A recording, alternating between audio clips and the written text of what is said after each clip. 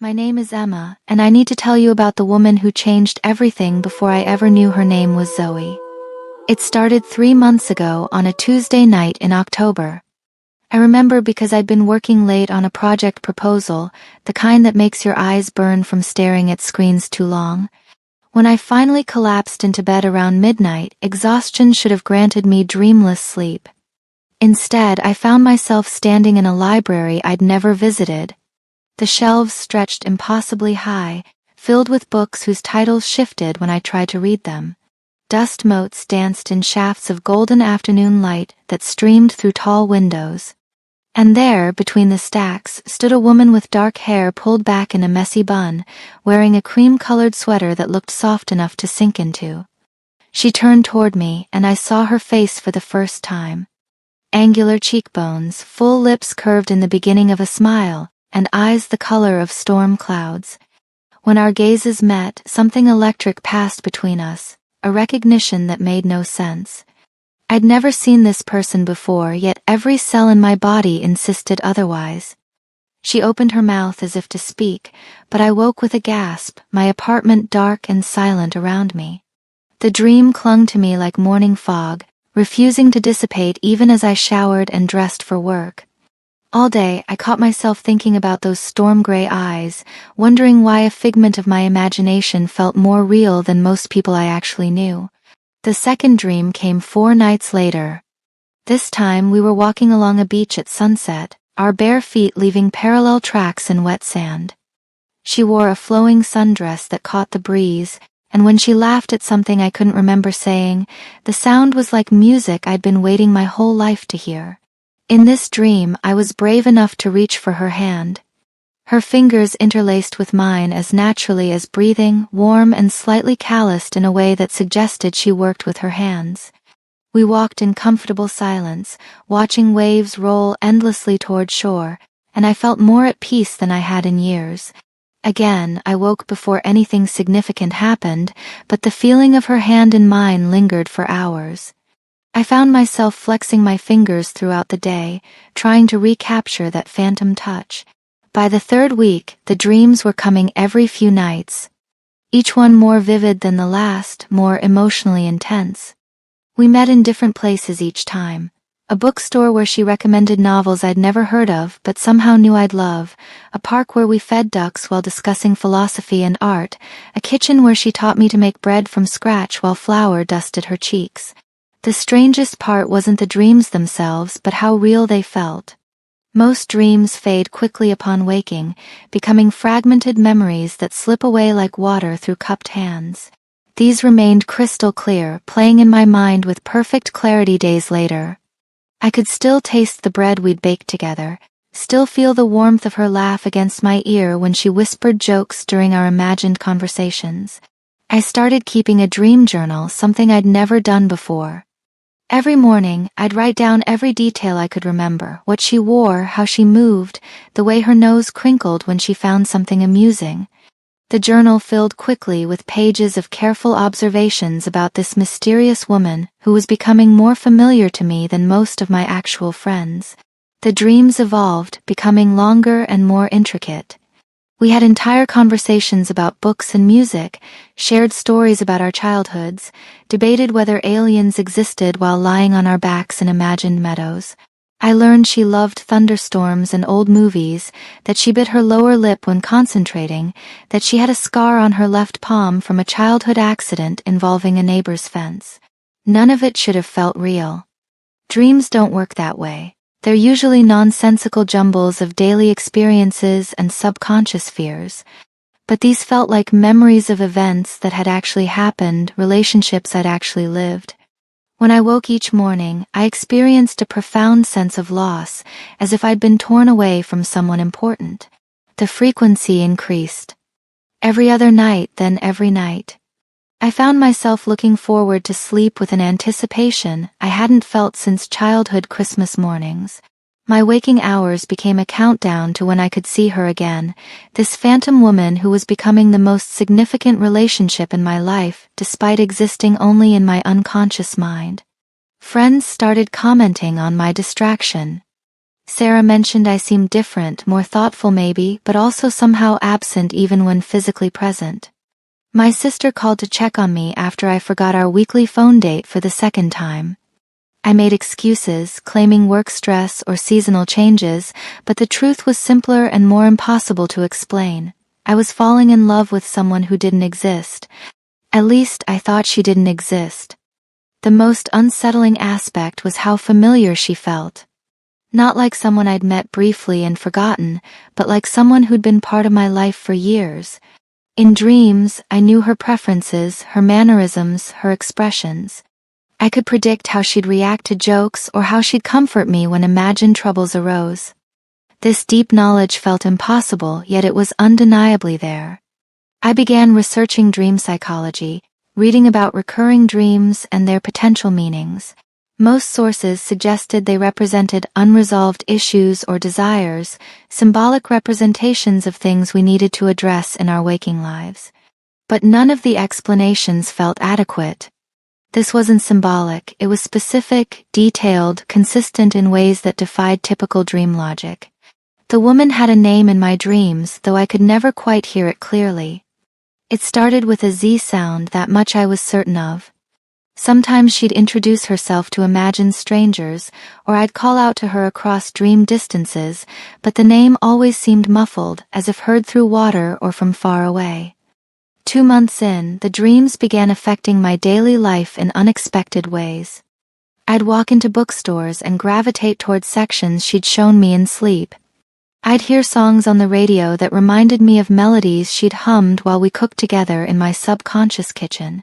Once, I found myself at the grocery store buying ingredients for a recipe I'd never made, only to realize later it was something we'd prepared together in a dream. The emotional impact intensified as well. I'd wake some mornings with tears on my cheeks, having dreamed of conversations where she comforted me through fears I hadn't even admitted to myself while awake. Other nights brought dreams of such joy and contentment that reality felt gray in comparison. I was living 2 lives, one mundane and solitary, the other filled with a connection so profound it made my chest ache with longing. My therapist, whom I'd started seeing for entirely different reasons the year before, listened patiently as I described the situation. She offered rational explanations about the mind's ability to create detailed narratives, about how loneliness could manifest in psychologically complex ways. But even she seemed puzzled by the consistency and emotional intensity one described. I tried everything to understand what was happening. Meditation before sleep, hoping to gain some control over the dreams. Keeping detailed records of my daily activities to see if anything might be triggering these specific visions. I even attempted lucid dreaming techniques, thinking that if I could become conscious within the dreams, I might gain insight into their origin or meaning. Nothing worked. The dreams continued with their own logic, their own timeline. I remained a participant rather than a director, experiencing each encounter as if it were happening to me rather than being created by me. This lack of control was both frustrating and oddly reassuring. If I couldn't manipulate these dreams, then perhaps they weren't entirely products of my own imagination. By month 3, I was having the dream almost every night. They'd grown more intimate, not sexually, though there was definitely an undercurrent of attraction, but emotionally. We shared deeper conversations, more personal revelations. In dreams, she knew about my childhood fear of dark water, my complicated relationship with my parents, my secret desire to write novels instead of marketing copy. I knew about her struggles with perfectionism, her love for her grandmother's garden, her dream of traveling to places where she could see the aurora borealis. The woman felt like home in a way I'd never experienced with any actual person. Being with her, even in sleep, was effortless. No need to perform or pretend, no walking on eggshells or second-guessing my words. With her, I was simply myself, perhaps the most authentic version of myself I'd ever been. But it was also becoming torture. Every morning meant losing her again, returning to a world where she didn't exist except in my memory. I'd reach for her in that drowsy space between sleep and waking, only to find empty sheets and the cold reality of solitude. Some days, the grief of these repeated losses felt overwhelming. I started wondering about my sanity. Was this level of emotional investment in a dream figure healthy? Was I avoiding real relationships by pouring all my romantic energy into this impossible connection? My friends' concerns about my distraction began to feel more legitimate. Maybe I was becoming too isolated, too caught up in a fantasy that was preventing me from engaging with actual life. But then I'd have another dream and all those concerns would melt away. The connection felt too real, too important to dismiss as mere fantasy. Whatever was happening to me, it was significant in ways I couldn't yet understand but didn't want to lose. The dreams began to change in subtle ways as I approached the 3-month mark. Instead of meeting in random locations, we often found ourselves in the same place, a small apartment with hardwood floors and plants on every windowsill. It felt like her apartment, though she never explicitly said so. I knew where everything was located, could navigate the space in darkness. The familiarity was both comforting and deeply strange. In these recent dreams, there was an urgency that hadn't been present before. She seemed to be trying to tell me something important, though her words always became unclear when she reached the crucial point. She'd take my hands, look directly into my eyes with an intensity that felt almost desperate, and begin speaking about something vital. But just as I'd lean in to catch every word, I'd wake, leaving me with the maddening sense that I'd missed something crucial. 3 nights before everything changed, I had the most vivid dream yet. We were standing in that familiar apartment, rain pattering against windows while she made tea in her small kitchen. She was wearing jeans and an oversized gray sweatshirt, her dark hair loose around her shoulders for once instead of pulled back. She looked tired, as if she hadn't been sleeping well. She handed me a mug of chamomile tea and sat beside me on her couch, close enough that I could smell her shampoo, something with lavender and honey. We sat in comfortable silence for a while, listening to the rain, and I felt that familiar sense of rightness, of being exactly where I belonged. Then she turned to me with an expression I'd never seen before, nervous, hopeful, determined all at once. "Emma," she said, and it was the first time I'd heard my name spoken clearly in any of these dreams. "I need to tell you something important. Something that might sound impossible, but I need you to listen." My dream self leaned forward eagerly, knowing this was the moment I'd been unconsciously waiting for. But just as she opened her mouth to continue, my alarm clock jolted me awake, and I nearly screamed with frustration. The next 2 nights brought no dreams at all, which was somehow worse than waking at crucial moments. I lay in bed staring at the ceiling, missing her with an intensity that felt like grief. Had I imagined the urgency in her expression? Was my subconscious finally releasing its hold on this elaborate fantasy? But on the 3rd night she came back, and this time the dream was different from all the others. We were sitting on a bench in a park I recognized, not from previous dreams but from real life. It was Washington Square Park, just a few blocks from my actual apartment. The recognition sent a shock through my dream self. All our previous meeting places had been generic, invented spaces. This was real, specific, a place I could visit while awake. She was wearing the same gray sweatshirt from the rain dream, but now she looked excited rather than tired. Her eyes were bright with anticipation as she turned to face me fully. "Tomorrow," she said, and her voice was clearer than it had ever been before. "Tomorrow at 2 p.m. by the fountain. You'll understand everything then." I tried to ask what she meant, but she was already fading, the dream dissolving even as I reached for her. I woke with my heart racing and the absolute conviction that this hadn't been like the other dreams. This had been a message, an instruction, a promise. For the first time in 3 months, I had somewhere specific to be.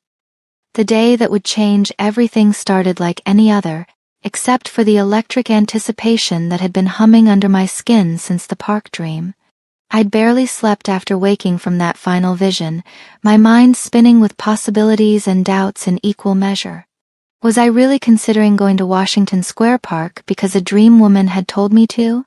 It sounded ridiculous in the harsh light of morning, yet I couldn't shake the feeling that something significant was about to happen.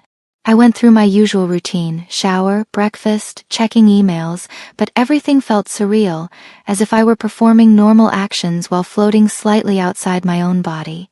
The woman's words echoed in my mind. Tomorrow at 2 p.m. by the fountain. You'll understand everything then. The certainty in her voice had been unlike anything from previous dreams. By noon, I'd given up pretending I wouldn't go. I changed clothes 3 times, finally settling on jeans and a blue sweater that had always been one of my favorites. As I walked toward the park, I couldn't decide if I was hoping to find her there or hoping to find nothing, proving once and for all that I'd been living in an elaborate fantasy. The November air was crisp, carrying the last hints of autumn before winter settled in completely. Washington Square Park was moderately busy for a Thursday afternoon. Students from nearby NYU, dog walkers, the usual collection of chess players and street performers. The fountain at the center wasn't running, but people still gathered around it, using the circular bench as a meeting spot. I arrived at 1:45, partly because I'm always early and partly because nervous energy had made staying in my apartment impossible. I found a spot on the bench where I could see most of the surrounding area, and tried to look casual while my heart hammered against my ribs. The rational part of my mind kept up a steady commentary about how this was silly, how dreams don't predict reality, how I was setting myself up for disappointment. But underneath that logical voice was something stronger, a certainty that had been building for months. Whatever was happening to me, it was real in ways that transcended normal explanation. At exactly 2 p.m. I saw her. She was walking from the direction of the arch, wearing jeans and that same gray sweatshirt from my recent dreams. Her dark hair was pulled back in the messy bun I'd seen so many times before, and even from a distance I recognized the way she moved, purposeful but unhurried, with a slight bounce in her step that suggested barely contained energy. My breath caught in my throat. This couldn't be happening. People don't walk out of dreams into reality. Yet there she was, scanning the area around the fountain with an expression of nervous hope that mirrored exactly how I felt. Our eyes met across the space, and the world seemed to pause. The recognition was immediate and mutual. Her face lit up with a smile of pure joy and relief that told me she'd been experiencing something similar to what I'd been going through. She raised her hand in a small wave, and I found myself standing and walking toward her without any conscious decision to move. We met in the middle of the path, stopping just a few feet apart.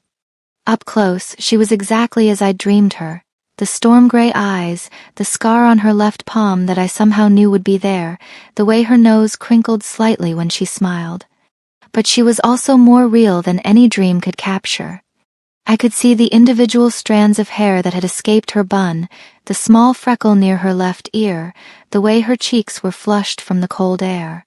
"You're here," she said, and her voice was the same one I'd been hearing in sleep for 3 months, but with new dimensions, a slight raspiness, a hint of an accent I couldn't place.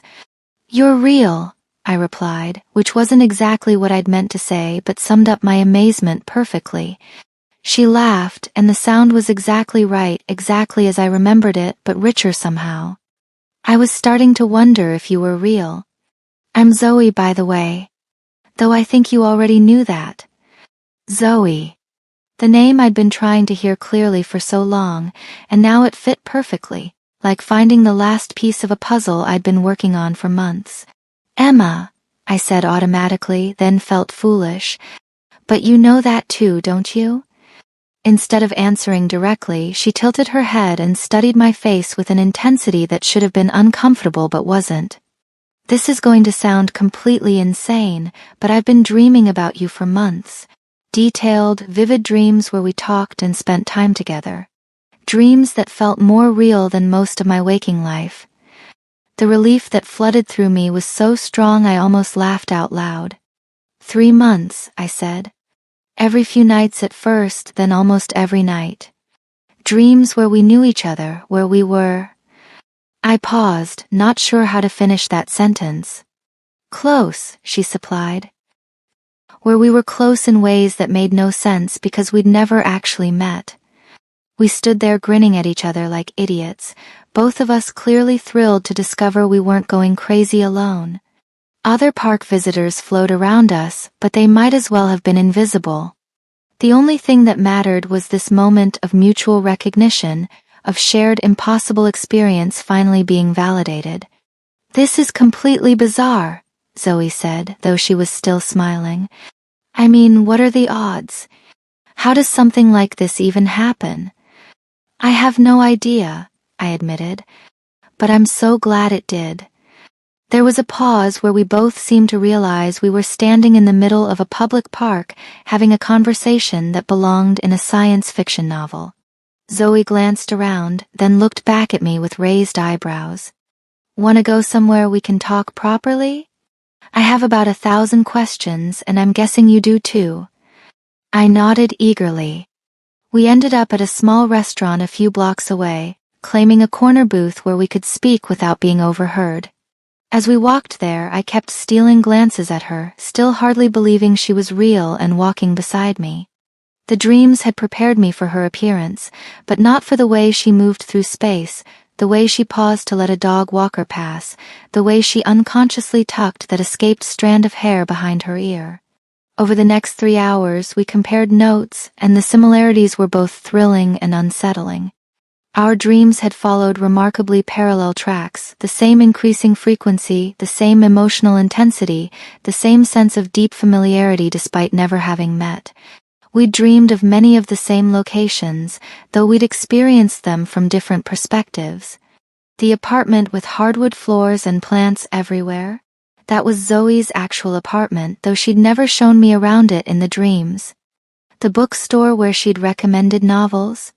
A place she'd worked during graduate school, though it had closed 2 years ago. The beach where we'd walked at sunset was from her childhood vacations with her family in Maine. "What about the library?" I asked. "The first place I saw you, with the impossibly tall shelves?" Her eyes widened. "That's the research library at my university. I spend a lot of time there for my dissertation work." "You were standing between the literature and philosophy sections." I felt goosebumps rise on my arms. "I remember those sections specifically, but I've never been to your university. I don't even know which university you attend." "Columbia," she said. "I'm getting my PhD in art history." "What do you do?" "Marketing copy for a small firm." "Nothing nearly as impressive as a PhD." She shook her head. "It's not about impressive. It's about the fact that somehow you dreamed about a place you've never been, with details accurate enough that I recognized the description immediately." We continued trading stories, each revelation more impossible than the last. I dreamed of her childhood bedroom, complete with a specific poster of a painting by Georgia O'Keeffe that she confirmed had hung there for years. She dreamed of cooking with me in my actual kitchen, despite never having seen it, and she described my apartment layout with perfect accuracy. "How long have you lived in New York?" she asked at one point. 2 years. I moved here from Portland for the job. What about you? 4 years, but I grew up here. Upper West Side. She paused, stirring her tea thoughtfully. I've been trying to figure out if we might have crossed paths before, if maybe we saw each other somewhere and our subconscious minds latched onto it. But I don't think that's what this is. No, I agreed. This feels bigger than that. More intentional somehow, if that makes sense. She nodded emphatically. Like we were supposed to find each other, and dreaming was just the way it happened. As afternoon stretched toward evening, I found myself relaxing in ways I hadn't in months. Talking with Zoe was exactly like the conversations we'd had in dreams, easy, natural, filled with tangents and discoveries.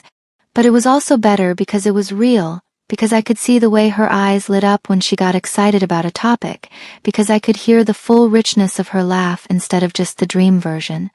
"Can I ask you something potentially awkward?" she said as we shared a piece of chocolate cake neither of us had really wanted but had ordered to justify staying longer. After the day we've had, I think awkward questions are allowed. "In the dreams, did you ever feel?" She paused, searching for words.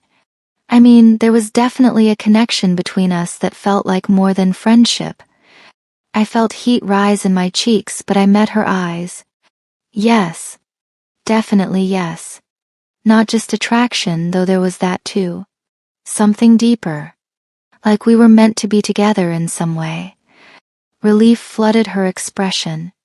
I was worried I was projecting that onto the situation because I wanted it to be there. But you felt it too.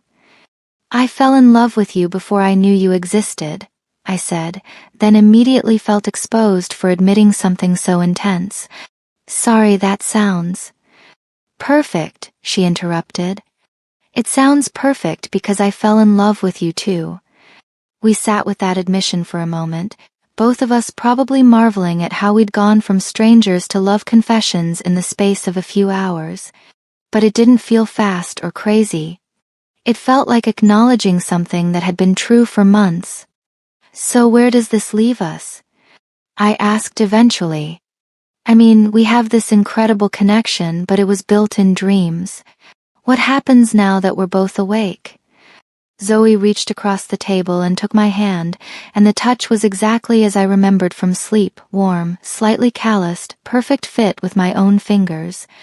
Now we find out if what we built in dreams can exist in reality, she said. We take it slow, get to know each other in the waking world, see if this connection is as strong as it feels. And if it is?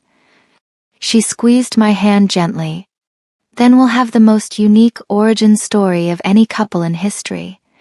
We exchanged phone numbers before parting ways, both of us reluctant to end this miraculous day but understanding that we needed time to process everything that had happened.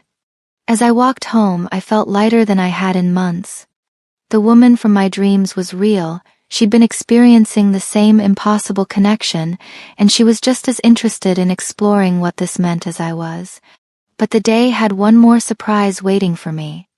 That night, for the first time in 3 months, I didn't dream of Zoe at all. Instead, I slept deeply and peacefully, waking refreshed in a way I hadn't experienced since this whole journey began. It was as if the dreams had been leading us toward that meeting, and now that we'd found each other in the waking world, they were no longer necessary. The realization filled me with both relief and a strange sort of mourning. Those dreams had been the most significant relationship of my life for months. Now they'd served their purpose and ended, leaving me with something even better, a real woman with whom I could build a real relationship, but one founded on the most extraordinary beginning either of us could have imagined. I texted Zoe as soon as I was fully awake. Did you dream last night? Her response came within minutes. No dreams at all. Just the best night's sleep I've had in months. You? Same. I think the dreams were trying to bring us together, and now that we've met. Their job is done, she finished. Want to get breakfast and talk about how bizarre and wonderful our lives have become. An hour later, we were sitting in a small diner near Columbia, comparing notes on our dreamless night and marveling at how natural it felt to be together in daylight. If anything, the connection between us seemed stronger than it had in dreams. Without the ethereal quality of sleep, our attraction was more grounded but no less intense. I have a confession, Zoe said over scrambled eggs. Yesterday, when I saw you walking toward me in the park, I had this moment of panic. What if you weren't as amazing in person as you'd been in dreams? What if the connection didn't translate to reality? And now... She smiled, and I felt that familiar warmth spread through my chest. Now I think the dreams were just a preview. The real thing is so much better. We spent the morning walking around her neighborhood, and I was struck by how easy everything felt. Conversation flowed naturally, silences were comfortable, and when she linked her arm through mine as we crossed the street, it felt like the most natural thing in the world. The next few weeks passed in a blur of discovery and deepening connection. We saw each other almost daily, exploring the city together and finding new ways to connect.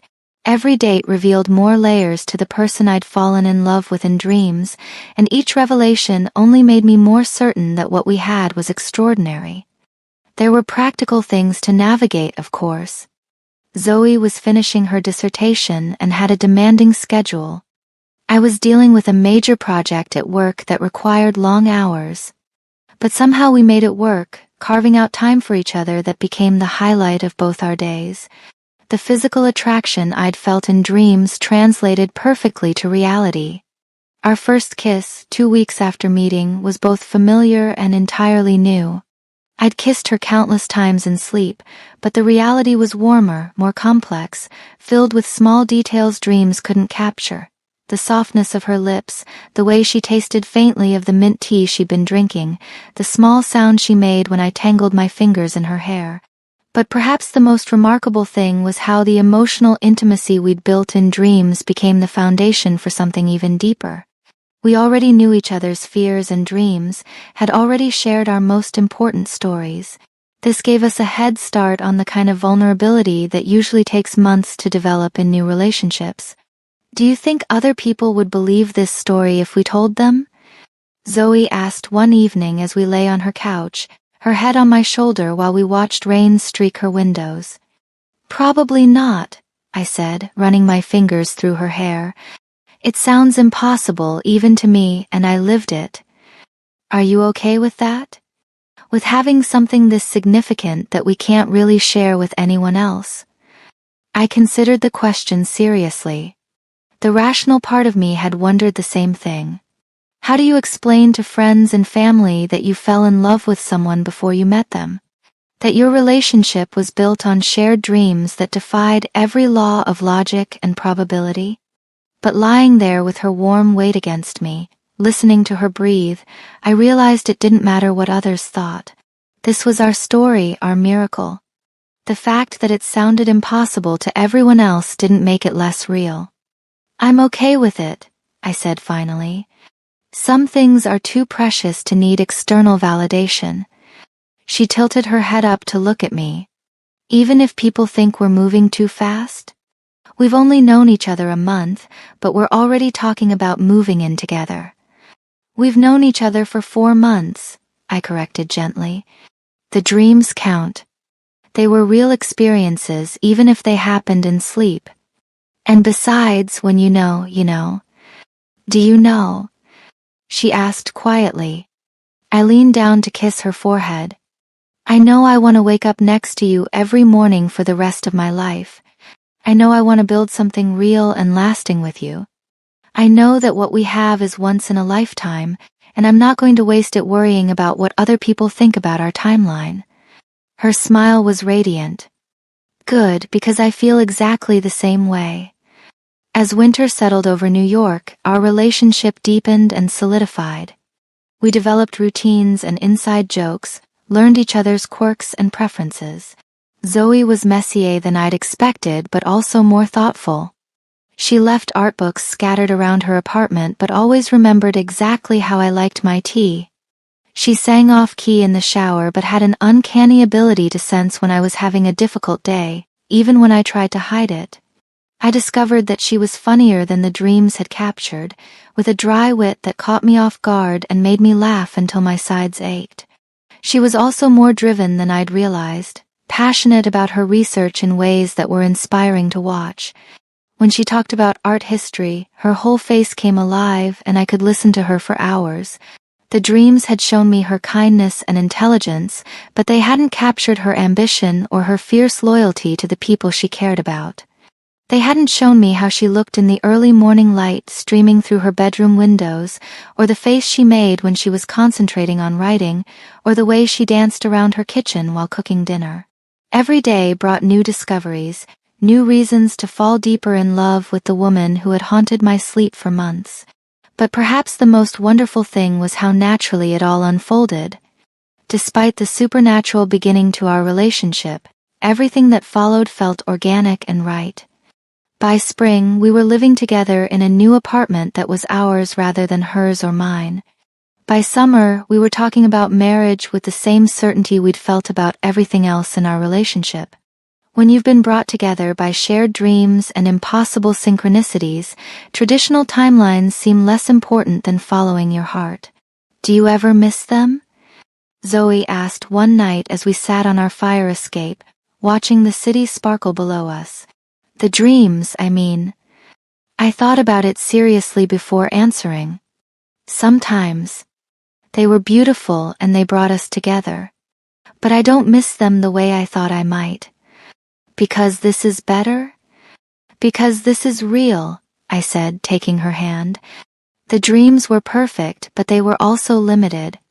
They couldn't capture how you snort when you laugh really hard, or how you get grumpy when you're hungry, or how you cry during commercials with animals in them. She laughed and squeezed my fingers. Those don't sound like selling points. They're everything, I said seriously. They're the real you, not just the dreamed version. And the real you is infinitely more wonderful than even my subconscious could have imagined.